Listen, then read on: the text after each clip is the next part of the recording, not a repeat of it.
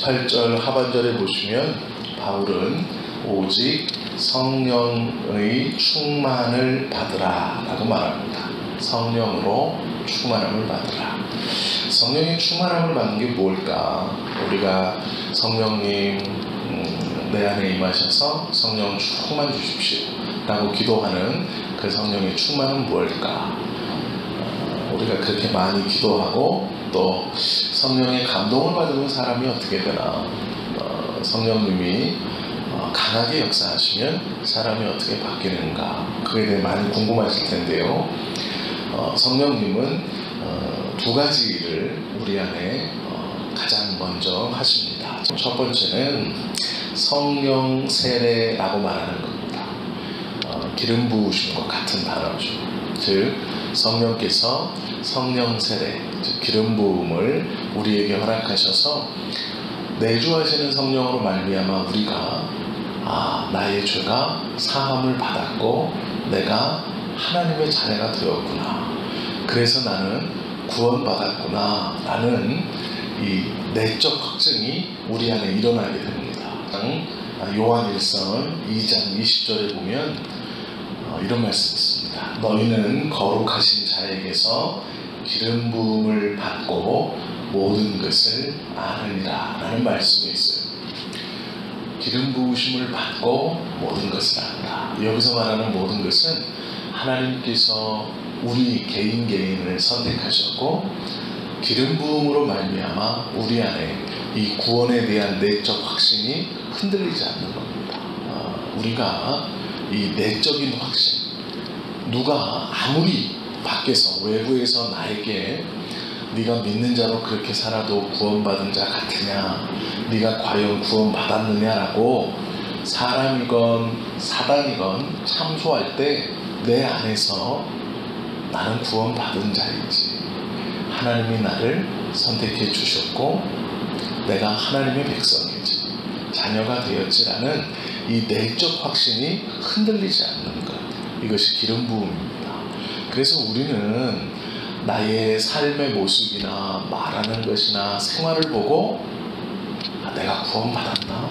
내가 구원받지 못했나? 이렇게 생각하는 것은 어리석은 짓입니다. 그것은 성령의 기름 부으심과 이 내적 확신이 어떻게 이루어지나에 대한 하나님의 말씀을 모르기 때문에 그렇게 고민하는 것입니다.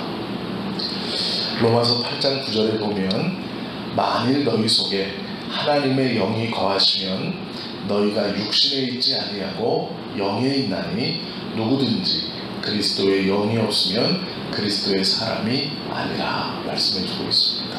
즉 성령의 내주하심이 없으면 하나님의 사람이 아닌데, 이 성령의 내주하심이 있는 사람은 자기가 하나님의 백성이라는 내적 확신이 흔들리지 않고 붙들림 바 된 그것을 분명히 믿고 있는 사람이죠. 우리가 때로는 하나님의 말씀에 합당한 것처럼 선하게 살고 착하게 살고, 때로는 그렇지 못한 것처럼 나의 행동이 조금 부족하고 다른 사람이 보기에도, 내가 보기에도 합당하지 않거나 연약할지라도 이 구원의 확신이 흔들리지 않는 것, 이것이 성령의 기름 부음의 첫 번째 사역입니다. 두 번째가 우리가 말하는 충만함입니다. 충만함, 이것이 성령님의 두 번째 사역인데요. 성령의 충만함은 그러면 어떻게 나타나느냐?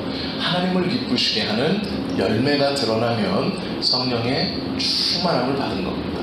즉 우리가 이제 잘못 생각하시는 것 중에 하나가 성령 충만하면 방언한다고 생각해요. 아닙니다.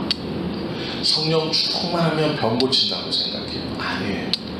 성령 충만하면 예언도 하고 신유의 은사도 바라고 이것도 하고 저것도 한다고 생각해요.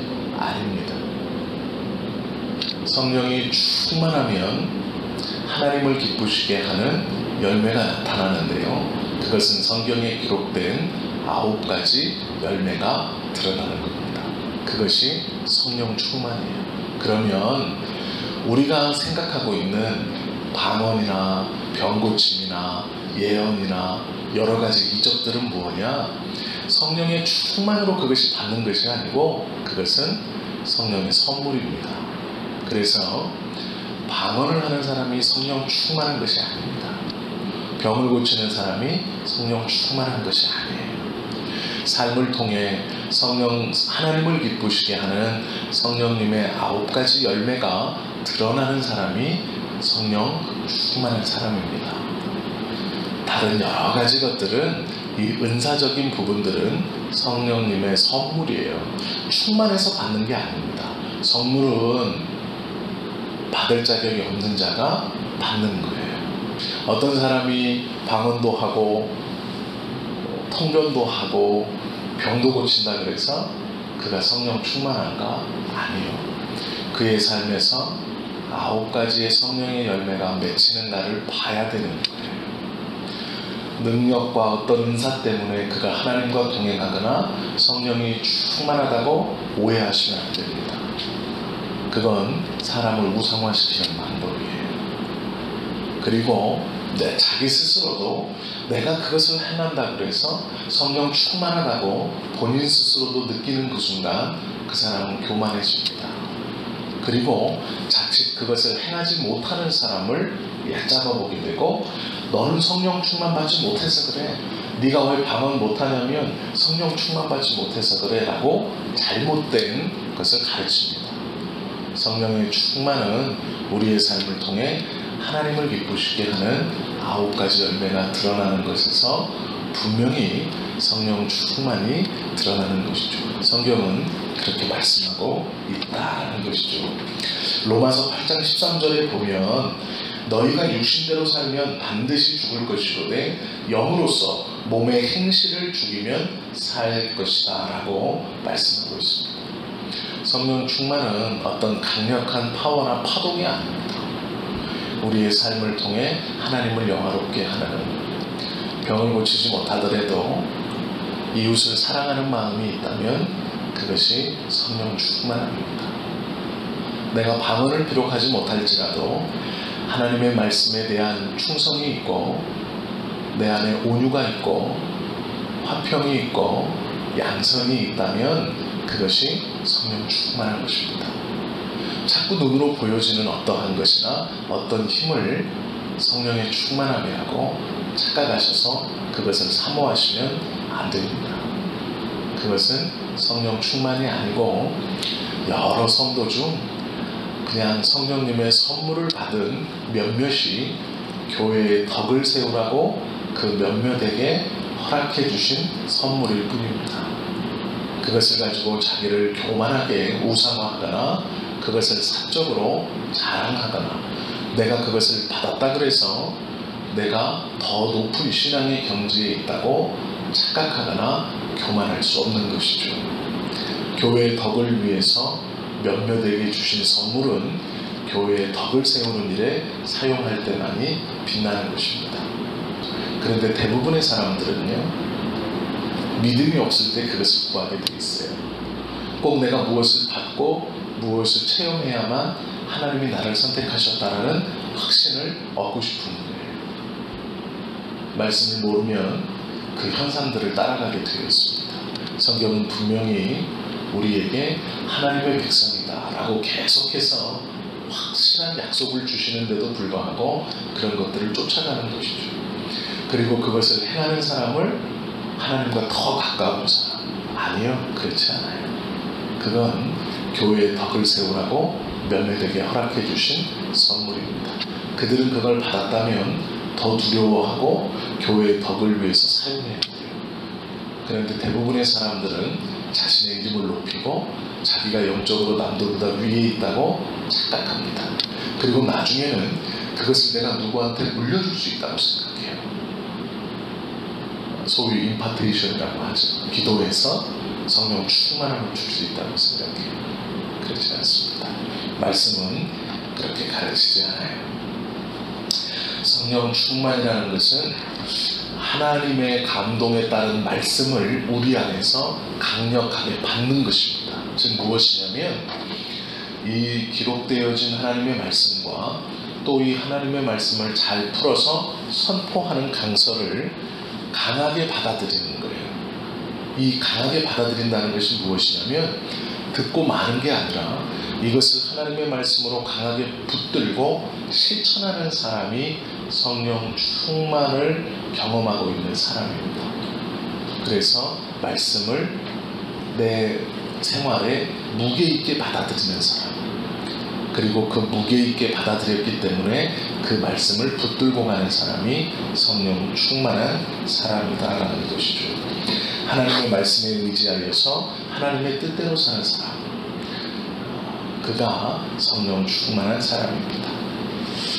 성령의 충만한 생활에 따르는 생활의 열매는 오늘 바울이 이렇게 말하죠. 시와 찬송과 신령한 노래들로 서로 화답하며 너희의 마음으로 주께 노래하며 찬송하며 범사에 우리 주 예수 그리스도의 이름으로 항상 아버지 하나님께 감사하며 그리스도를 경외함으로 피차 복종한다 라고 말해요.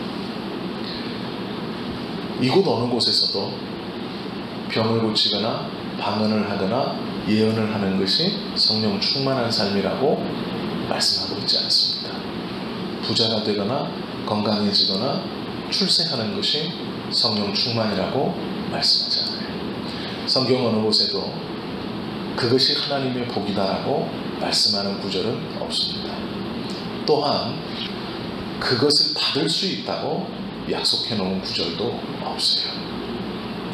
세상에서 잘 먹고 잘 살고 출세하는 것은 하나님과는 관계없는 것입니다. 그것은 선물로 주시면 감사히 받는 것이고 주시지 않았다 하여도 서운할 것이 없는 것이죠. 성령의 충만함은 19절부터 21절까지 기록되어져 있는 이것을 생활로 지켜가며 보여주는 사람이 성령 충만한 사람입니다. 오직 성령으로 충만함을 받으라.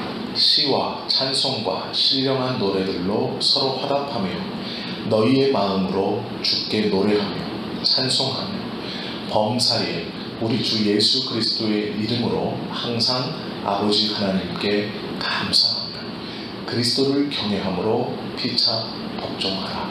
이것이 성령의 충만한 사람들에게 드러나는 삶의 모습입니다. 우리가 말씀을 제대로 들었다면, 또한 우리 안에 바른 믿음이 있다면 하나님께서 원하시는 바른 성령의 충만함이 무엇인가를 분명히 알고 이것들을 실천하며 살아가야 하는 것이죠. 우리의 입술로 예수님의 이름을 붙들고 하나님께 감사하고 찬송하고 모든 것이 하나님의 뜻임을 알고 서로를 존중하고 피차 복종하는 삶, 그것이 하나님께서 기뻐하시는 성령 충만의 삶입니다. 성령 충만을 다른 것으로 찾으려고 해서는 안 되죠. 바른 성령 충만을 쫓아 기도하고 또한 그것을 믿는 자로 행하며 살 때 하나님께서 기뻐하시는 이 성령께서 행하시는 기름 부음과 충만함을, 즉 내적으로 임하는 구원에 대한 확신과 이 하나님께서 원하시는 우리의 입술을 통해 드러나는 고백, 그리고 찬송, 삶을 통해 보여주는 피차의 존중함과 복종이 하나님께서 원하시는 진정한 성령 충만입니다. 성령 충만에 대해서 혹 잘못 기도했다면 오늘부터는 바르게 기도할 수 있어야죠. 우리는 주님의 말씀을 무겁게 받고 그 무겁게 받은 말씀을 실천해 가는 성령의 기름 부으심을 받았고 또 성령의 충만함을 이미 경험하고 있는 하나님의 자녀들이기 때문에 그렇습니다. 이 바른 성령의 충만함을 삶으로 실천하고 또 실천하면서 기쁨 가운데 누리시는 저와 여러분 되시기를 예수님의 이름으로 축원합니다. 기도하겠습니다.